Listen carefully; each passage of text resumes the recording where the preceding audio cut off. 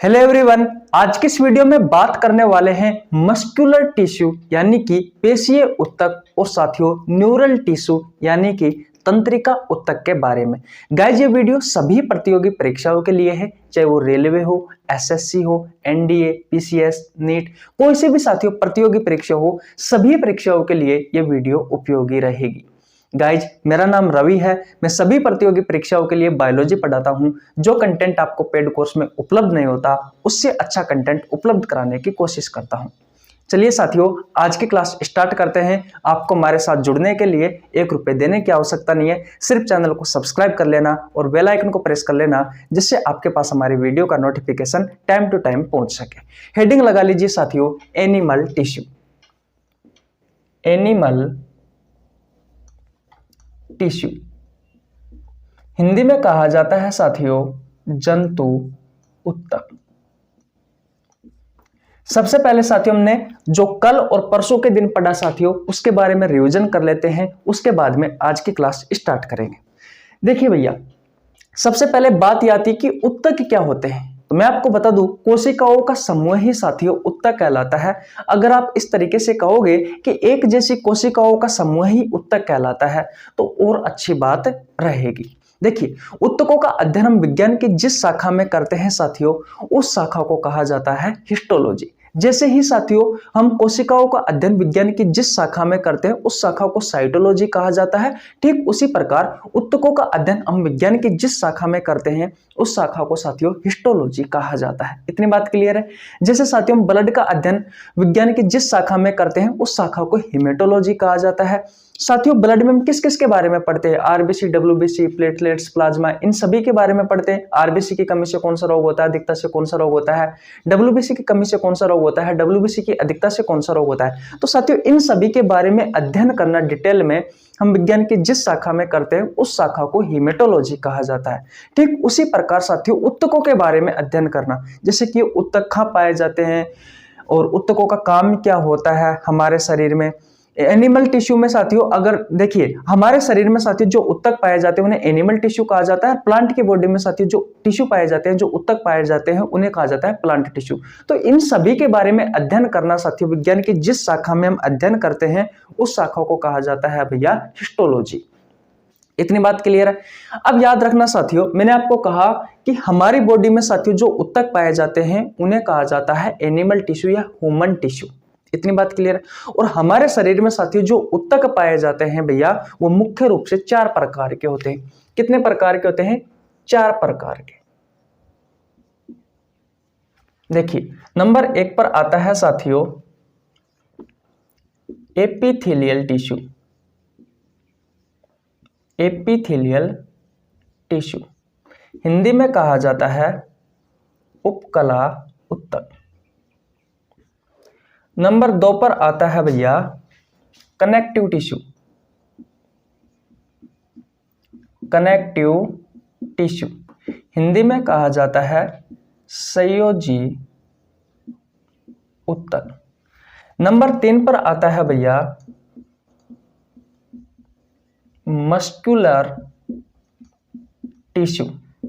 हिंदी में कहा जाता है पेशीय ऊतक। और भैया नंबर 4 पर आता है न्यूरल टिश्यू। हिंदी में कहा जाता है तंत्रिका ऊतक। यह है साथियों 4 प्रकार के टिश्यू जो हमारी बॉडी में पाए जाते हैं। ठीक है। और इनमें से साथियों अगर बात की जाए कि सबसे ज्यादा कौन से टिश्यू पाए जाते हैं, तो कनेक्टिव टिश्यू पाए जाते हैं, संयोजी ऊतक पाए जाते हैं। इतनी बात क्लियर है। और आपसे यह पूछा जाए कि संयोजी ऊतकों में भी साथियों कौन से ऊतक सर्वाधिक पाए जाते हैं, तो भैया ब्लड पाया जाता है। ब्लड भी क्या है? एक प्रकार का तरल संयोजी ऊतक है। इतनी बात क्लियर है। साथियों हमने पहली क्लास में तो पढ़ा था एपिथेलियल टिश्यू के बारे में, यानी कि उपकला ऊतक के बारे में, जब मैंने साथियों इस चैप्टर की शुरुआत की थी। तो अगर आपने पहली वीडियो नहीं देखी है तो जाओ और एपिथेलियल टिश्यू के बारे में पढ़ो। और साथियों कल मैंने आपको बताया था साथियों कनेक्टिव टिश्यू के बारे में, यानी कि संयोजी ऊतक के बारे में। तो अगर आपने कल की वीडियो नहीं देखी है तो जाओ भैया जाकर पढ़ लो। आज की इस वीडियो में हम पढ़ने वाले हैं पेशीय ऊतकों के बारे में और भैया न्यूरल टिश्यू यानी कि तंत्रिका ऊतकों के बारे में। लेकिन क्लास स्टार्ट करने से पहले साथियों कुछ डिटेल इनके बारे में भी दे देता हूं। देखिए उपकला ऊतक क्या होते हैं? ये ऐसे ऊतक होते हैं साथियों जो हमारी बॉडी को कवरिंग यानी कि आवरण देने का कार्य करते हैं। जैसे कि हमारी बॉडी को साथियों कवरिंग या आवरण देने का कार्य कौन करती है? तो आपकी त्वचा करती है। तो त्वचा में साथियों किस प्रकार के टिश्यू पाए जाते हैं? तो एपिथेलियल टिश्यू पाए जाते हैं, यानी कि उपकला ऊतक पाए जाते हैं। इतनी बात क्लियर है? इस उपकला ऊतक में साथियों जो कोशिका होती है उनके बीच में गैप नहीं पाया जाता, और साथियों उन कोशिकाओं के बीच का जो अंतराल होता है, जो गैप होता है, उसे मैट्रिक्स या इंटरसेलुलर स्पेस या अंतःकोशिकीय स्थान कहा जाता है। तो ये नहीं पाया जाता एपिथेलियल टिश्यू में। इतनी बात क्लियर है? एपिथेलियल टिश्यू साथियों दो प्रकार का होता है। एक होता है सिंपल यानी कि सरल उपकला ऊतक, और एक होता है साथियों कॉम्प्लेक्स या फिर कंपाउंड यानी कि जटिल उपकला ऊतक। अब फिर बाद में साथियों सरल को भी तीन भागों में बांटा गया है। एक है स्क्यूमस, और दूसरा है साथियों कोलमनार, और एक है क्यूबोइडल। ये तो होता है घनाकार खंबानुमा, और ये है सल्की। ये होते हैं साथियों सरल उपकला ऊतक के तीन प्रकार। तो इन सभी के बारे में साथियों मैंने आपको लास्ट क्लास में बहुत ही ज्यादा डिटेल में पढ़ाया था, पहली क्लास में। कनेक्टिव टिश्यू के बारे में बात करें साथियों तो मुख्य रूप से चार प्रकार के होते हैं। एक होता है साथियों कार्टिलेज, जिसे आप उपास्थि कहते हो। तो उपास्थि भी साथियों एक प्रकार का संयोजी ऊतक है। दूसरा है साथियों एडिपोज टिश्यू। एडिपोज टिश्यू भी एक प्रकार का संयोजी ऊतक है। तीसरा है साथियों बोन्स यानी कि आपकी हड्डियां, और चौथा है साथियों ब्लड। यह भी एक प्रकार का संयोजी ऊतक है। इतनी बात क्लियर है? फिर साथियों घनत्व के आधार पर संयोजी ऊतकों को भी दो भागों में बांटा गया था। एक तो था साथियों लूस यानी कि ढीला संयोजी ऊतक, और दूसरा था साथियों डेंस यानी कि घना व गहरा। तो ढीले में कौन सा पढ़ा था? एरियोलर के बारे में। और डेंस में कौन से पढ़े थे? दो पढ़े थे। एक तो पढ़ा था साथियों लिगामेंट, और एक पढ़ा था टेंडन। इन दोनों के बारे में पढ़ा था। तो मैं आपको बता दूं साथियों, हमने एपिथेलियल टिश्यू और कनेक्टिव टिश्यू के बारे में साथियों बहुत ही ज्यादा डिटेल में पढ़ लिया था। जो जो क्वेश्चन आपसे आपके प्रतियोगी परीक्षाओं में पूछे जाते हैं उन सभी क्वेश्चनों के बारे में हमने बेहिसाब से यानी कि बहुत अच्छे से साथियों, बहुत अच्छे से उन सब के बारे में पढ़ा था। कौन कौन से क्वेश्चन आपसे पूछे जाते हैं, ये कहाँ पर होते हैं, कार्टिलेज क्या होती है, डिपोज टिश्यू क्या होते हैं, ब्लड क्या होता है, बोन्स क्या होती है, ये एरियोलर क्या काम करता है, लिगामेंट क्या काम करता है, टेंडन क्या काम करता है, ये एस्क्यूमस ये सिंपल एपिथेलियल टिश्यू कहाँ पाए जाते हैं, कोलमनार सिंपल एपिथेलियल टिश्यू कहाँ पाए जाते हैं, क्यूबोइडल सिंपल एपिथेलियल टिश्यू कहाँ पाए जाते हैं, सिंपल एपिथेलियल टिश्यू कहाँ पाए जाते हैं, कॉम्प्लेक्स एपिथेलियल टिश्यू कहाँ पाए जाते हैं, एपिथेलियल टिश्यू कहाँ पाए जाते हैं, कनेक्टिव टिश्यू कहाँ पाए जाते हैं। इन सभी के बारे में साथियों ने बहुत ही ज्यादा डिटेल में पढ़ा था। आज के इस वीडियो में हम पढ़ने वाले हैं साथियों मस्कुलर टिश्यू के बारे में, यानी कि पेशीय ऊतक के बारे में। आज की क्लास साथियों यहाँ से स्टार्ट होती है। उससे पहले साथियों मैं आपसे रिक्वेस्ट करना चाहता हूं कि अगर आप हमारे चैनल पर नए आए हो तो चैनल को सब्सक्राइब कर लेना, बेल आइकन को प्रेस कर लेना, जिससे आपके पास हमारी वीडियो का नोटिफिकेशन टाइम टू टाइम पहुंच सके और ऐसी ही आप मजेदार वीडियो देखते रहे जिससे आप अपनी नॉलेज बढ़ा सकते हो। तो स्क्रीनशॉट ले लीजिए, मैं मिटा देता हूं साथियों और हम आगे बढ़ते हैं। मिटा दो भैया? ओके, मिटा देता हूं। अब आप हेडिंग क्या लगाओगे साथियों? Muscular tissue. देखिए लगभग अब 10 मिनट की क्लास रहेगी साथियों, जिसमें मैं आपको सारा करवा दूंगा, क्योंकि इनसे क्वेश्चन नहीं पूछे जाते और जितने क्वेश्चन पूछे जाते हैं साथियों उनके बारे में हम चर्चा जरूर करेंगे। ठीक है बेटा? तो अब आप हेडिंग क्या लगाओगे? अब आप हेडिंग लगाओगे मस्कुलर टिश्यू। देखिए भैया, अब आप हेडिंग क्या लगाओगे? नंबर 3 पर साथियों मस्कुलर टिश्यू। मस्कुलर टिश्यू इसे हिंदी में कहा जाता है पेशीय ऊतक, फिर मांसपेशी ऊतक। सुना? अब बात आती है साथियों कि मस्कुलर टिश्यू करते क्या है। तो देखिए साथियों, हमारी बॉडी में जो मूवमेंट होता है वो मूवमेंट इसी मस्कुलर टिश्यू के कारण होता है। देखिए जैसे मैंने मेरे हाथ को ऐसे किया, ऐसे किया, ऐसे किया, ऐसे किया, मैंने गर्दन को ऐसे घुमाई, यूं घुमाई, मैं ऐसे घुमा, लेकिन मैंने पैर नहीं हिलाए, ऐसे घुमा। तो साथियों हमारी बॉडी में ये जो मूवमेंट हो रहा है ये किसके कारण होता है साथियों? भैया मांसपेशियों के कारण होता है, यानी कि मस्कुलर टिश्यू के कारण होता है, पेशीय ऊतकों के कारण होता है। होता क्या है साथियों, जो हमारी ये पेशीय ऊतक होती है इनमें छोटा होने की या सिकुड़ने की क्षमता पाई जाती है। देखिए लिख लीजिए, इस प्रकार के ऊतकों में, इस प्रकार के ऊतकों में छोटा व सिकुड़ने की क्षमता पाई जाती है।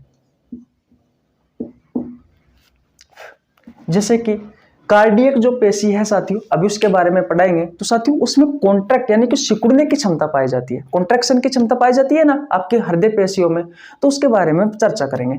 ठीक उसी तरीके से साथियों जो पेशीय ऊतक होते हैं इन सभी में छोटा होने की यानी कि सिकुड़ने की क्षमता पाई जाती है, और इसका मुख्य कार्य क्या है साथियों, आपकी बॉडी के मूवमेंट में ये सहायक होते हैं। याद रखना मेरे दोस्त, जो पेशीय ऊतक होते हैं इनका जो रंग होता है वो होता है भैया लाल, ये लाल रंग के होते हैं। और आप सभी को पता है रंग देने में कौन सहायक होते हैं, तो भैया पिगमेंट सहायक होते हैं। तो किस पिगमेंट, किस वर्णक के कारण साथियों आपकी जो पेशी होती है, आपकी जो मांसपेशी होती है उनका रंग लाल होता है, तो भैया मायोग्लोबिन के कारण, मायोग्लोबिन के कारण। इस मायोग्लोबिन पिगमेंट के कारण साथियों आपकी मांसपेशियों का रंग कैसा होता है भैया, लाल होता है। इतनी बात क्लियर है। अब साथियों जो मस्कुलर टिश्यू होते हैं, जो पेशीय ऊतक होते हैं, वो 3 प्रकार के होते हैं। कितने प्रकार के होते हैं? 3 प्रकार के। कौन कौन से भैया? देखिए नंबर 1 पर आता है साथियों स्केलेटल, स्केलेटल यानी कि कंकाल पेशीय ऊतक। नंबर 2 पर आता है भैया स्मूथ यानी कि चिकनी पेशीय ऊतक। और नंबर 3 पर आता है साथियों कार्डियक यानी कि हृदय पेशीय ऊतक, हृदय पेशीय ऊतक। मैं पेन चेंज कर लेता हूं, इसमें पता नहीं स्याही तो डाली थी पर चल नहीं रहा। ठीक है बेटा, तो मैंने कहा कि जो मस्कुलर टिश्यू होते हैं, जो पेशीय ऊतक होते हैं, वो मुख्य रूप से 3 प्रकार के होते हैं बेटा। नंबर 1 पर आता है स्केलेटल मस्कुलर टिश्यू यानी कि कंकाल पेशीय ऊतक। नंबर 2 पर आता है स्मूथ मस्कुलर टिश्यू यानी कि चिकनी पेशीय ऊतक। और नंबर 3 पर आता है कार्डियक मस्कुलर टिश्यू यानी कि हृदय पेशीय ऊतक। इतनी बात क्लियर। अब देखिए साथियों, ये जो कंकाल पेशियां होती है साथियों, ये भैया ऐच्छिक होती है, ऐच्छिक पेशी होती है। ऐच्छिक पेशी का मतलब ये होता है साथियों कि ये हमारी इच्छा से काम करती है। ये पेशी कंकाल पेशी ऊतक जो होते हैं साथियों, वो हमारी इच्छा से काम करते हैं। ठीक है, तो वो ये होती है ऐच्छिक पेशी। और जो स्मूथ होती है साथियों, ये अनैच्छिक होती है यानी कि ये हमारी इच्छा से काम नहीं करती, तो ये होती है अनैच्छिक पेशी। और नंबर 3 पर बात करें हृदय की जो पेशी होती है साथियों, ये भी अनैच्छिक पेशी होती है यानी कि ये भी हमारी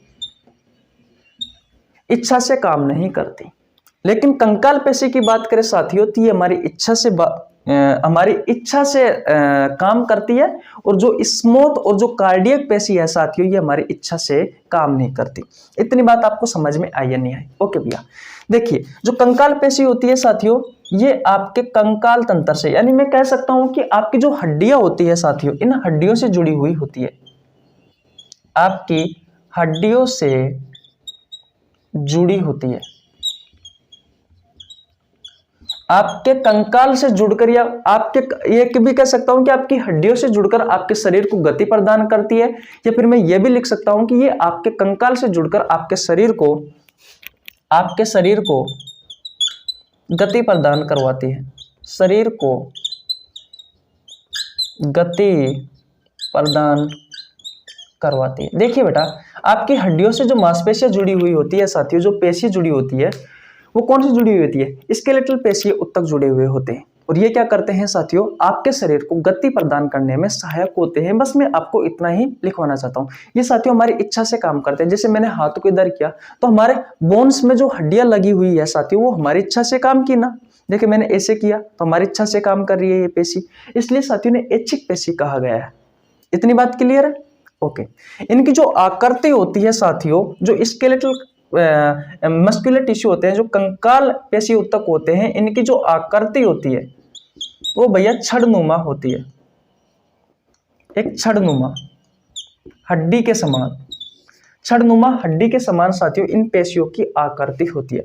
और जो स्मूथ होती है, इनकी आकृति होती है साथियों हमारी आंख के समान। इन पेशियों की जो आकृति होती है वो हमारी आंख के समान होती है, ये अनैच्छिक होती है। और ये पेशियां साथियों कहां पर लगी हुई होती है? तो ये लगी हुई होती है साथियों आपकी भोजन नली में। मैंने कहा ना कि इन पेशियों में छोटे सिकुड़ने की क्षमता पाई जाती है। जब आप खाना खाते हो साथियों तो भोजन नली में कॉन्ट्रैक्शन होता है, यानी कि सिकुड़ने की क्षमता पाई जाती है, जिससे आपका भोजन अंदर नीचे की ओर जाता है। तो भोजन नली में, आमाशय में, यानी कि आपके पेट में, छोटी आंत में और बड़ी आंत में कौन सी पेशी पाई जाती है साथियों? तो चिकनी पेशी उत्तक पाए जाते हैं, यानी कि स्मूथ मस्कुलर टिश्यू पाए जाते हैं। इतनी बात क्लियर है? और साथियों हृदय पेशी उत्तक की बात करें तो ये अनैच्छिक पेशी होती है, यानी कि हमारी इच्छा से काम नहीं करती। और ये जो पेशियां पाई जाती है ये आपके हृदय में पाई जाती है। तो अगर कोई आपसे पूछे कि ऐसी पेशीय उत्तक का नाम बताओ जो आपके हृदय में पाया जाता है, तो कार्डियक यानी कि हृदय पेशीय उत्तक, यानी कि हृदय में कार्डियक जो मस्कुलर टिश्यू है साथियों, ये आपके हृदय में पाया जाता है। तो बस आपको इतना ही ध्यान रखना है, ये आपका मस्कुलर टिश्यू हो गया। बोलो, एक बार और रिवीजन करा दे? ओके, स्क्रीनशॉट ले लीजिए। ओके भैया, देखिए हम बात कर रहे हैं मस्कुलर टिश्यू की। तो साथियों इसे हिंदी में कहा जाता है पेशी उत्तक। ये हमारी बॉडी में मूवमेंट्स का कार्य करते हैं। साथियों इन पेशी उत्तकों में छोटा होने की या सिकुड़ने की क्षमता पाई जाती है। इनका लाल रंग होता है, किस वर्णक के कारण होता है? तो मायोग्लोबिन वर्णक के कारण होता है। मुख्य रूप से साथियों 3 प्रकार की होती है। एक होती है साथियों स्केलेटल, एक होती है स्मूथ और तीसरी होती है साथियों कार्डियक। जो स्केलेटल होती है साथियों, ये भैया हमारी इच्छा से काम करती है, इसलिए इन्हें ऐच्छिक पेशी कहा गया है। और ये हमारे कंकाल के साथ जुड़कर, यानी कि हमारी हड्डियों के साथ जुड़कर साथियों आपके शरीर को गति प्रदान करने में सहायक होती है। और इन पेशियों की जो संरचना होती है साथियों, वो एक छड़नुमा हड्डी के समान होती है। इतनी बात क्लियर है? ओके। नंबर 2 पर बात करें स्मूथ की, यानी कि चिकनी की। तो साथियों ये जो पेशी होती है ये अनैच्छिक होती है, यानी कि हमारी इच्छा से काम नहीं करती। ये लगी हुई होती है साथियों भोजन नली में, आपके पेट में, छोटी आंत में, बड़ी आंत में। और साथियों इनकी जो आकृति होती है इन पेशियों की, वो हमारी आंख के समान होती है। नंबर 3 पर बात करें साथियों कार्डियक, यानी कि हृदय पेशीय उत्तक। ये भैया आपके हृदय में लगी हुई होती है। इनमें छोटा होने की, सिकुड़ने की क्षमता पाई जाती है। और भैया ये हमारी इच्छा से काम नहीं करती। बस आपको इतना ही याद रखना है मस्कुलर टिश्यू में। बोलो भैया, इतनी बात आपको समझ में आ गई? तो स्क्रीनशॉट ले लीजिए। अब आपको साथियों नंबर 4 पर क्या याद रखना है? नंबर 4 पर आपको पढ़ना है साथियों किसके बारे में? न्यूरल टिश्यू के बारे में। जो न्यूरल टिश्यू को हिंदी में कहा जाता है तंत्रिका उत्तक। देखिए बेटा, आपको ज्यादा कुछ याद रखने की जरूरत नहीं है, यहां से आपके एग्जाम में क्वेश्चन नहीं आते। बस आपको इतना याद रखना है कि ये हमारे ब्रेन में और जो स्पाइनल कोड है, जो मेरुरज्जु है साथियों, और आपका मस्तिष्क है, इसमें जिस प्रकार के उत्तक पाए जाते हैं साथियों, वो है भैया तंत्रिका उत्तक, यानी कि न्यूरल टिश्यू। और आपको ज्यादा कुछ याद रखने की आवश्यकता नहीं है। अगर आपसे क्वेश्चन पूछे कि तंत्रिका उत्तक, तंत्रिका तंत्र साथियों किन उत्तकों से मिलकर के बना होता है, तो बता देना भैया कि तंत्रिका उत्तकों से मिलकर के बना होता है। तंत्रिका उत्तक साथियों आपके ब्रेन में और स्पाइनल कोड जो मेरुरज्जु है साथियों उसमें पाए जाते हैं। और ज्यादा आपको कुछ याद रखने की आवश्यकता नहीं है। ये चैप्टर आपका साथियों आज समाप्त हो चुका है। 3 क्लासों में मैंने आपको ये चैप्टर करवाया था। कल साथियों इससे जितने भी इंपॉर्टेंट क्वेश्चन आपकी एनडीए की एग्जाम में, पीसीएस की एग्जाम में, रेलवे में, एसएससी में, नेट में पूछे गए हैं, उन सभी क्वेश्चनों के बारे में कल हम चर्चा करने वाले हैं। हो सकता है 2 क्लास में इसके क्वेश्चन हो सकता है 1 क्लास में हो सकता है 3 क्लास में हो। जितने क्वेश्चन बनेंगे साथियों उतने क्वेश्चन मैं आपके सामने लेके आऊंगा। हाँ, ये गारंटी है, अगर आप हमारे साथ जुड़ते हो तो आपकी कोई सी भी प्रतियोगी परीक्षाओं की तैयारी कर रहे हो, आपका एक क्वेश्चन भी इस चैप्टर से नहीं छूटेगा। इस चैप्टर से नहीं साथियों, पूरी बायोलॉजी से नहीं छूटेगा। जो मैं चैप्टर पढ़ाऊंगा आपको बिल्कुल 0 लेवल से लेकर के हाई लेवल तक पढ़ाने वाला। तो इतनी बात आपको समझ में आ गई? ओके। अगर साथियों, अगर आपने भैया चैनल को सब्सक्राइब नहीं किया है तो प्लीज आपसे रिक्वेस्ट है, चैनल को सब्सक्राइब कर लो, बहुत ज्यादा मेहनत लगती है।